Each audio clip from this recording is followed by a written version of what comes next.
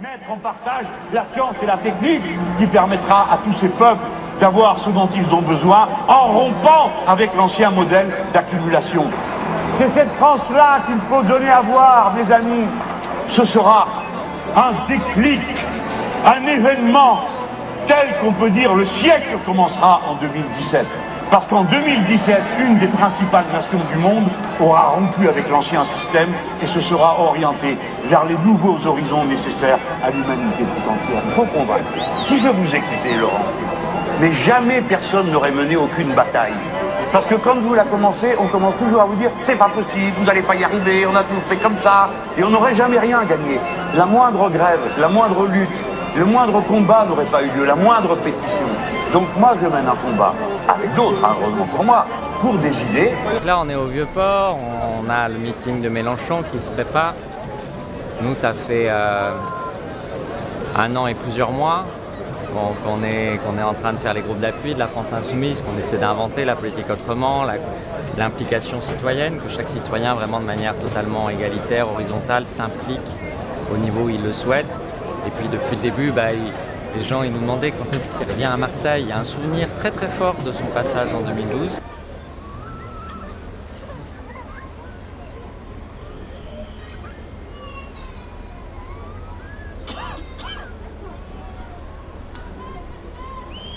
Donc Pasolini, en fait, ça m'intéresse. En particulier, il y avait une émission qui était passée à la RAI il y a longtemps, qui était une émission sur la ville, en fait. Et je l'ai revu à l'occasion d'une action culturelle qu'on avait fait. Et j'ai trouvé ça extrêmement important. C'était à la fois, il expliquait bien comment il considérait qu'il y avait des manières différentes d'être un être humain. Et que ces manières, elles étaient nombreuses dans toutes les sociétés, historiquement, géographiquement. On pouvait les retrouver dans la manière dont les villes aussi se développaient, se construisaient à partir des réalités de la vie des gens, et un enfant de plus, une pièce en plus, la jonction avec leur activité agricole ou productive, et qu'il y avait un aspect organique comme ça, la croissance des villes, et puis il y avait une place pour chacun, et avec des manières d'être un être humain, et donc de se préoccuper des autres et de trouver sa place, mais qui pouvaient être très, très différentes les unes des autres. Et en parallèle, il disait que la société de consommation, dont il ne voyait finalement que les prémices, donc il y avait une intuition très forte, probablement détruirait encore davantage cela que n'avait pu le détruire la période fasciste en Italie. Avec la période fasciste, c'est une manière assez superficielle d'enlever l'habitabilité ou le réel en faisant effectivement des grands bâtiments carrés un peu impressionnants, mais que dans le fond, les gens gardaient leur humanité et leurs différences, alors qu'avec la société de consommation, les gens étaient atteints beaucoup plus profondément dans ce qui les empêchait de développer tout leur être et leurs relations plurielles et complexes aux autres. D'être devant le Front National à Marseille. De les avoir fait reculer dans de très nombreux bureaux de vote, d'être premier dans tous les bureaux de vote de notre circonscription, de les avoir écrasés dans beaucoup d'endroits où ils commençaient à prendre pied dans notre circonscription. Et évidemment, ça ne pouvait pas ne pas nous émouvoir fortement, même si par ailleurs, il y avait aussi la prise en compte de cette non-accélération supplémentaire. Mais bon, on est déjà dans un mouvement qui va vite. Et voilà, et donc on était évidemment assez contents de tout ce qu'on venait de faire et de ce résultat où on avait vraiment massivement fait reculer le Front National.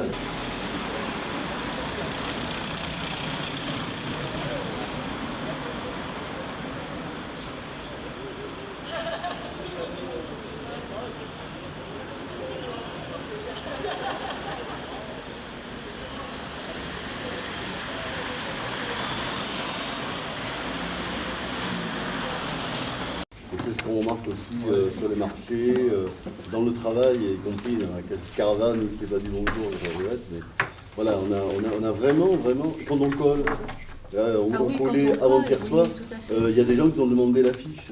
Oui, c'est fréquent ça, effectivement. Alors je ne sais pas si c'est parce qu'elle est jolie. Non, c'est pas que... Non, je ne comprends pas pourquoi ils veulent la tête de Mélenchon. C'est collector. Mais ça me laisse perplexe, mais bon, quand même. Voilà. Le meeting, ça fait un carton, le meeting. Je suis candidat à l'élection législative La France Insoumise pour la première circonscription des Bouches-du-Rhône à Marseille, qui concerne le 11e arrondissement, une partie du 12e et une partie du 10e. Ça va faire 29 ans que je travaille et 20 ans que je suis cheminot et conducteur de train ici à Marseille-Blancarde. Aujourd'hui, on a obtenu, en tout cas on a réussi à maintenir ces dernières années un élément sur lequel on est attaqué, et là il faut le dire très clairement, c'est que effectivement on a plutôt intérêt à ce que Jean-Luc Mélenchon réussisse cette élection présidentielle, parce que ce qui nous attend en termes justement ferroviaires, dans le pilotage, je dirais, de la stratégie ferroviaire, c'est qu'on est déjà quasiment éclaté en 3 entreprises distinctes, certes des entreprises publiques, dont on sait que très rapidement, je pense moi, très objectivement, en septembre, il ne restera plus que l'infrastructure publique et le reste sera totalement libéralisé. Donc je crois que cet élément-là, il est important, parce que moi j'ai un chiffre ici que j'ai relevé. De 1980 à 2014, il y a eu 544 milliards d'euros en euros constants qui ont été investis dans les infrastructures routières de transport. 351 milliards pour le routier. Voilà.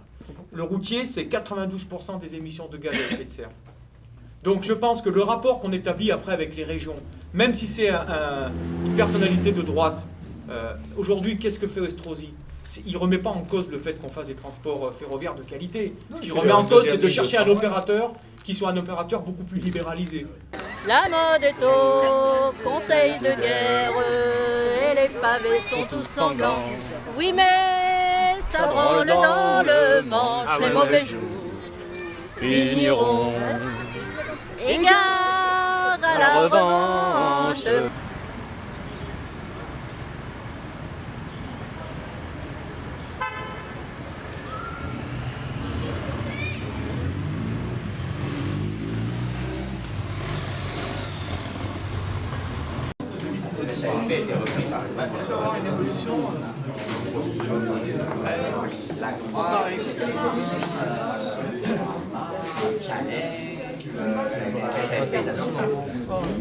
Maintenant, moi je suis d'accord aussi pour qu'on ait un avis sur ce qu'a dit Mélenchon. On fait partie des circos possibles où Mélenchon peut être candidat. C'est pas nous qui allons décider où est-ce qu'il va être candidat, évidemment. Mais on fait partie, on est dans une des possibilités. Il y a au moins un message qu'il faut faire passer auprès de Mélenchon, c'est qu'il est le bienvenu. Voilà. Vous avez vu, il crée rien. Bonjour mesdames. Bonjour tous. Solange Biaggi. Vous avez le droit. Voilà. Votons tous Solange Biaggi.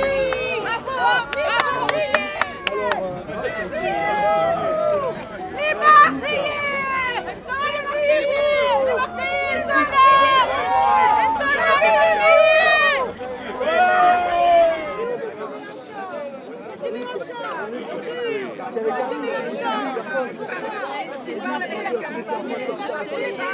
Et avec. Alors la CGT en France, c'était dur. À Marseille, ah bah attends, je m'excuse, mais là-bas, à Roissy, bonjour. Et il y a Mehdi aussi. Non. Mais moi, je m'en mêle pas du syndicat.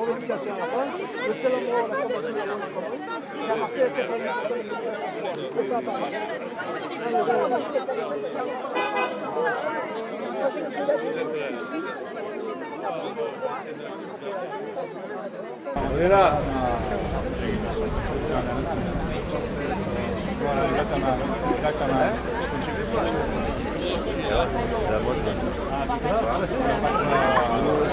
T'inquiète, tu vas vous répondre gentiment.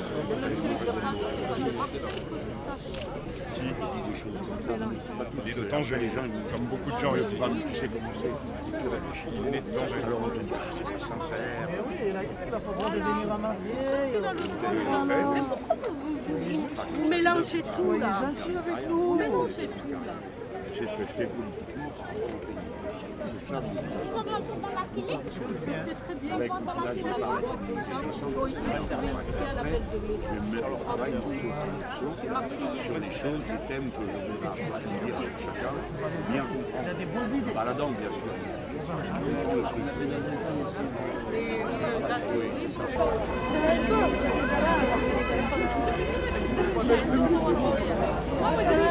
Ah voilà.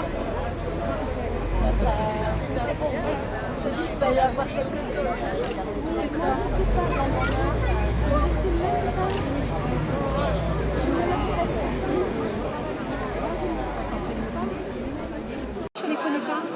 Mélenchon, il faut qu'il reste à Paris. On n'a pas besoin de lui ici. On est pauvres, on crève de faim. Pourquoi il ne va pas dans le 13-14 où il y a le fer? Non, mais la plus logique, ça aurait été qu'il aille dans le 13-14. Ça n'aurait pas été qu'il vienne ici, madame. On n'a pas... mais ici, madame, on crève déjà de faim. Il va nous prendre le peu qui nous reste. Mais madame, arrêtez, vous le savez très bien. Il ne sera jamais là. C'est le duc de Bordeaux qui s'en va tête basse, car il ressemble au mien, comme deux gouttes d'eau. S'il ressemblait au vôtre, on dirait quand il passe. C'est un joli garçon que le duc de Bordeaux. Vous tractez où? Maintenant?